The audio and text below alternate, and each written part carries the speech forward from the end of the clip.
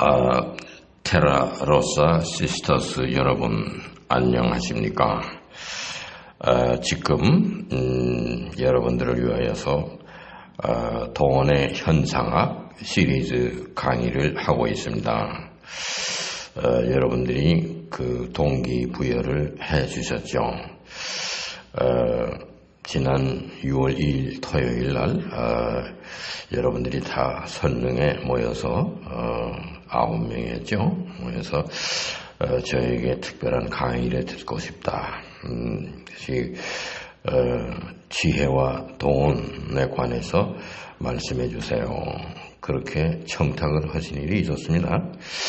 우리들은 그 포스코 빌딩의 2층에 있는 테라로사라고 하는 장소에서 만났었습니다. 그래서 여러분들을 테라로사 시스터라고 하기로 했죠.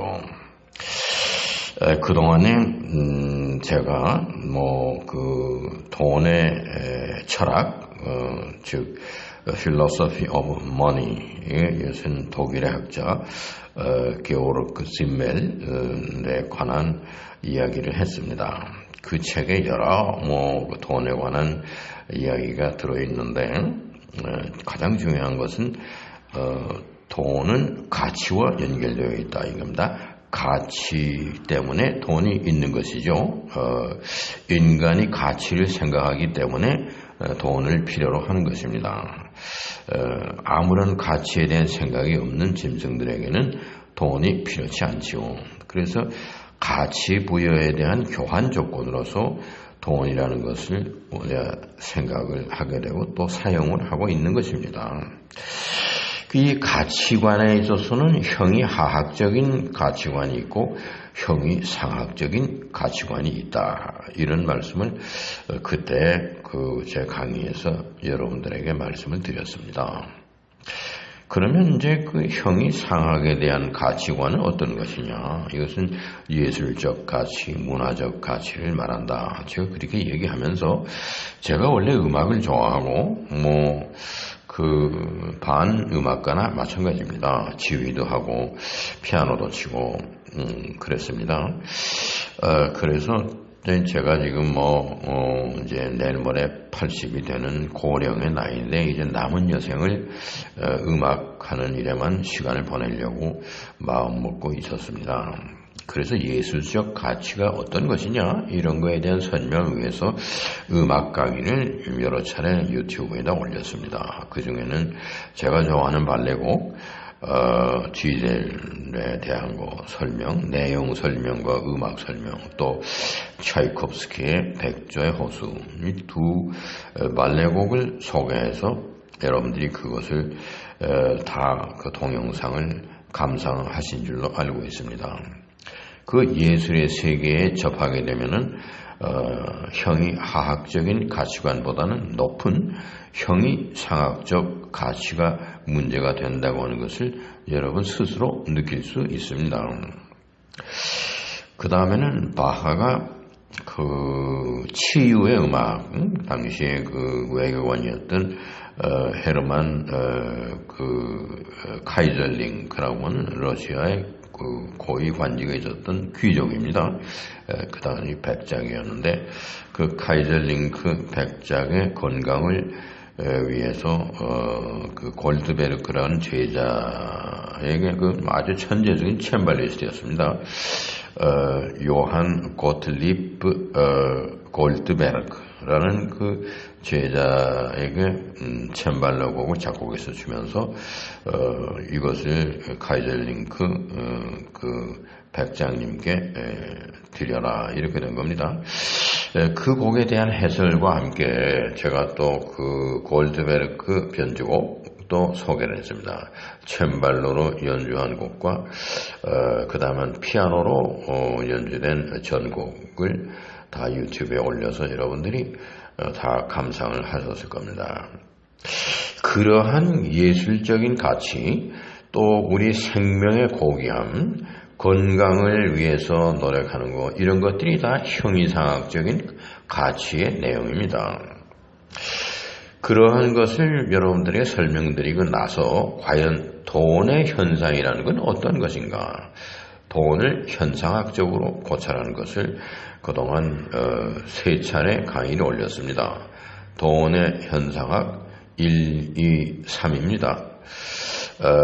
지난번에 2번째 그 강의를 하면서는 3번째로는 질서 자유주의라는 개념을 설명한다 그랬습니다.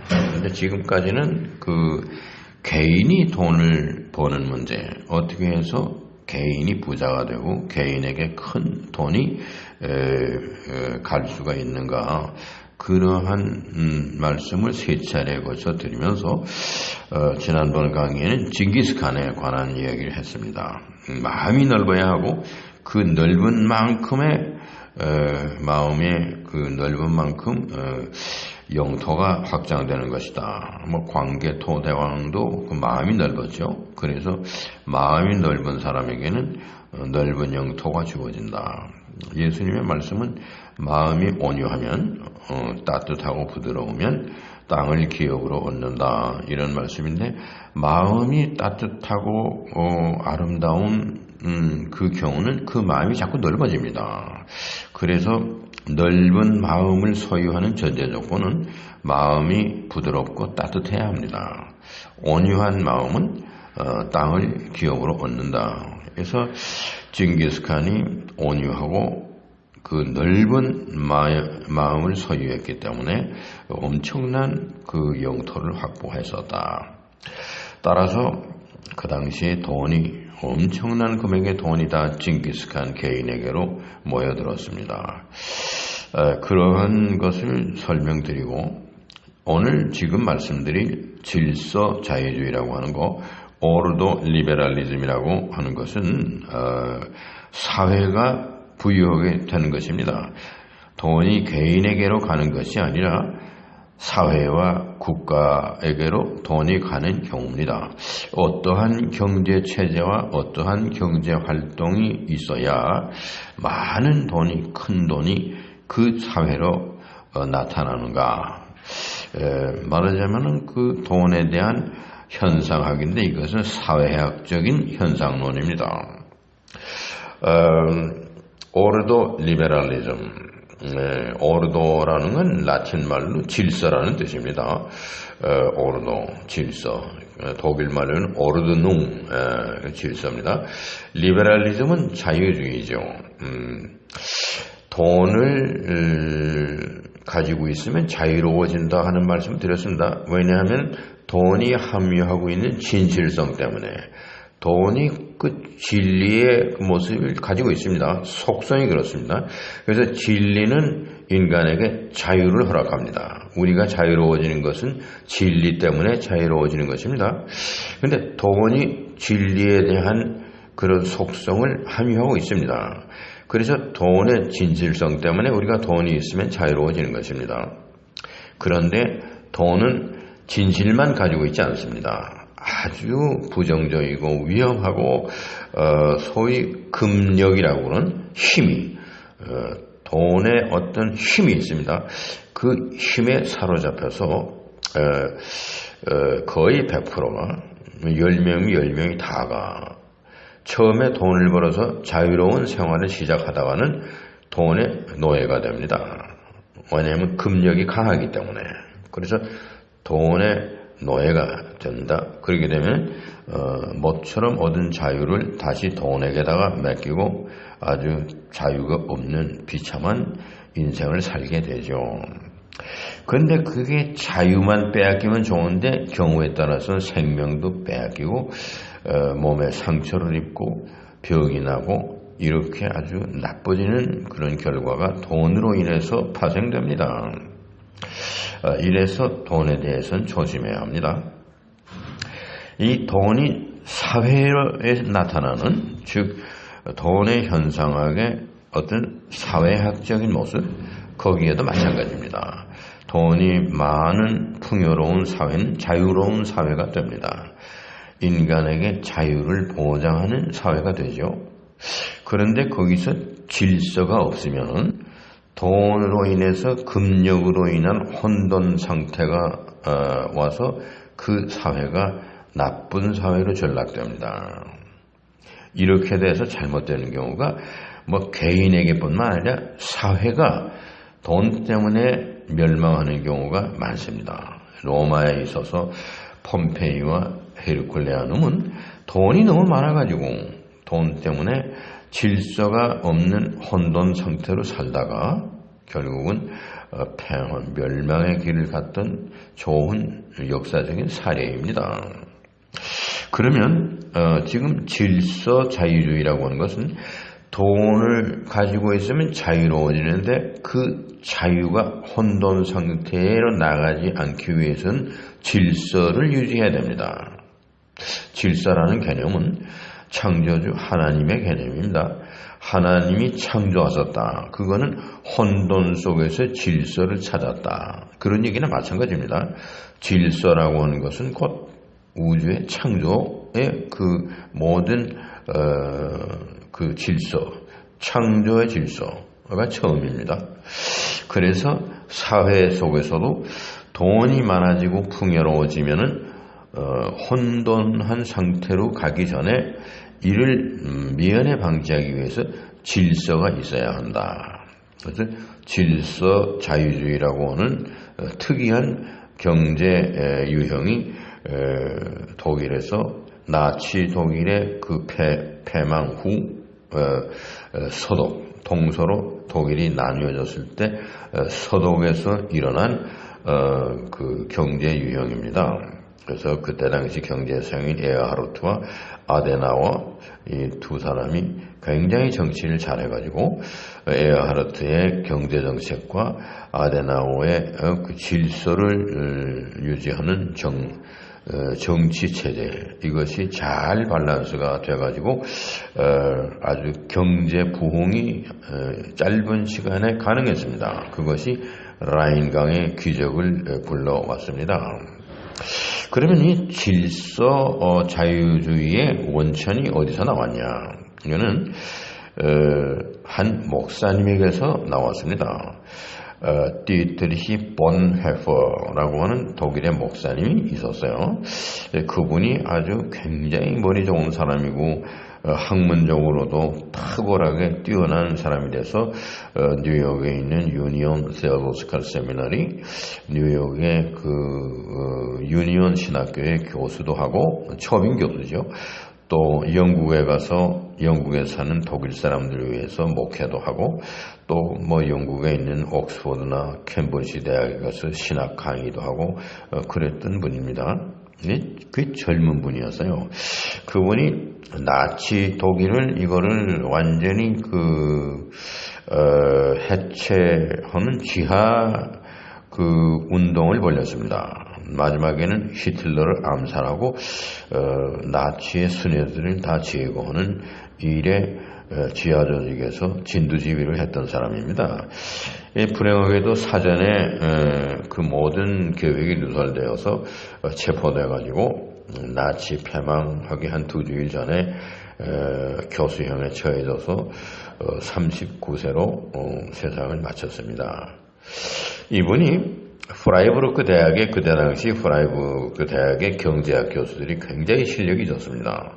그래서 프라이부르크에 가서 9명의 그 동료들을 찾아서 프라이부르크 그 보네퍼 서클이라는 걸 만들었어요. 그래가지고 그 소위 프라이부르크 메모란둠이라고 하는 거를 문서화해서 약 그때 당시 타이프지로 한 150매 정도 되는 그런 도큐멘트 문서를 만들었습니다. 거기에는 5가지 포인트가 거론됐습니다. 첫째는 우리가 나치 독일이 그 범행한 잘못, 이것이 나치 독일이 패전하게 되면 엄청난 미해결된 과업들을 남겨놓은 것이다. 그 중에 가장 두드러진 것은 유태인들을 탄압하고 유태인들을 많이 죽였기 때문에 그 유대인들에게 보상하는 문제, 이것이 쉽지 않은 것이다. 또 나치 독일에서는 전쟁만 했습니다. 그래서 10여 년이 넘는 동안에 전쟁만 했기 때문에 그 경제 개발에는 신경을 쓰지 않았어요. 않고 어디서 돈을 끌어다가 무기를 만들어서 돈을 소모하는 일, 어떤 생산적인 일에 경제 유형이 있은 게 아니라 아주 소모적이고 모든 것을 다 있는 것을 없어뜨리고 무너뜨리는 그러한 부정적인 의미의 경제구조가 나치 독일을 이끌고 나갔습니다. 뭐 전시니까 전쟁을 해야 되는 거니까. 그러니까 국민들이 잘 사는 어떤 오늘날과 같은 평화로운 경제정책은 없었습니다.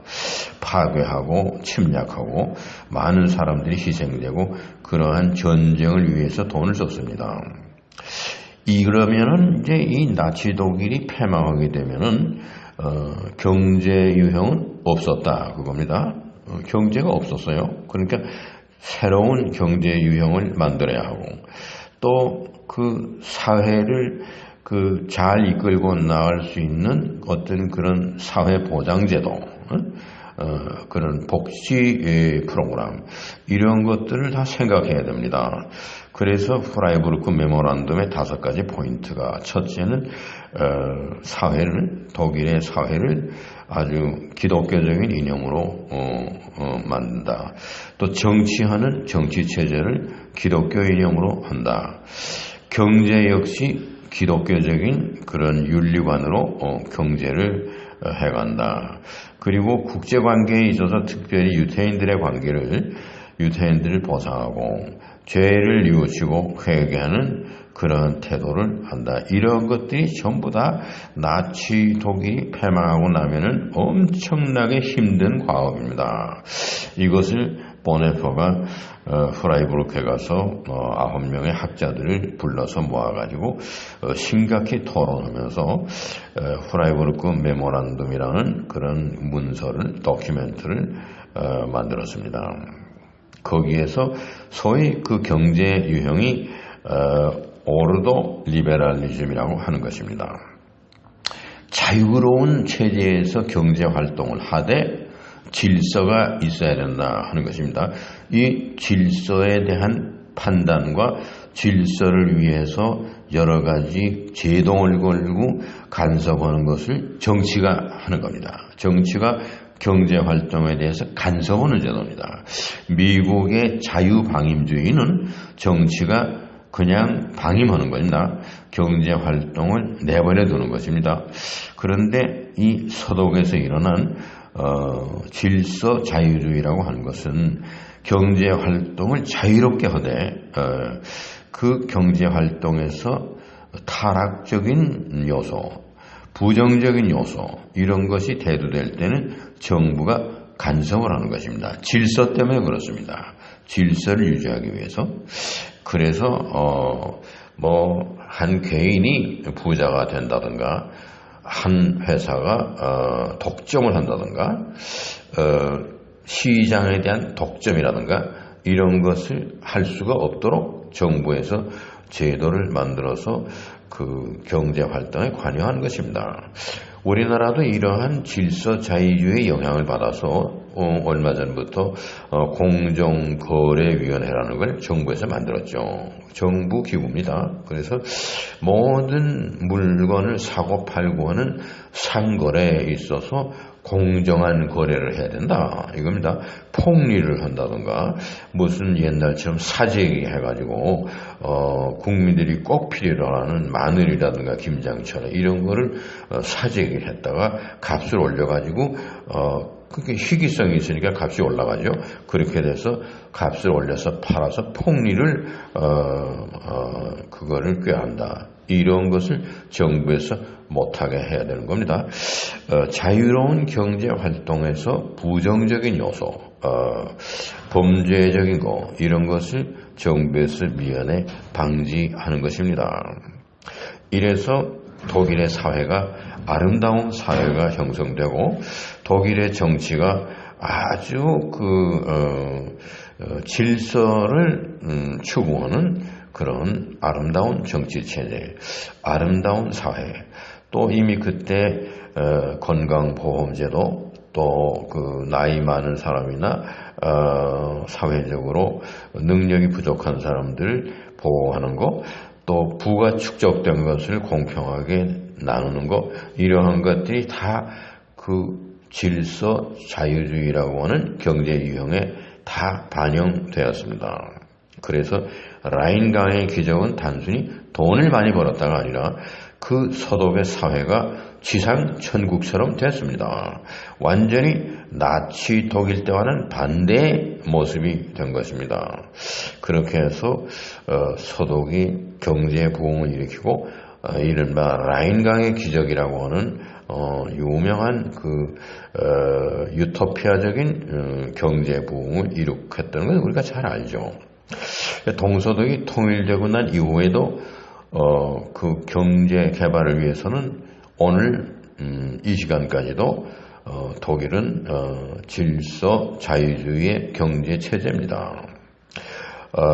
지금 돈의 현상학에서 사회학적으로 돈이 모여서 풍요로워지고 부작용이 생기지 아니하고 지상천국을 건립하고 독일 사회에서 만인이 공평하게 행복을 누릴 수 있는 그러한 사회체제, 경제구조, 이런 것이 이른바 질서 자유주의다. 여러분들이 다 경제학을 공부하는 학자의 길을 가는 분들이 아니기 때문에 이 질서 자유주의를 더 깊이 학문적으로 고찰한 내용을 여러분들 앞에 강의하는 것은 생략합니다. 질서 자유주의란 무엇인가? 개념적인 것을 돈의 현상학의 네 번째 강의에 말씀을 드리는 바입니다. 오늘 그 돈의 현상학 네 번째 강의를 마치겠습니다. 감사합니다.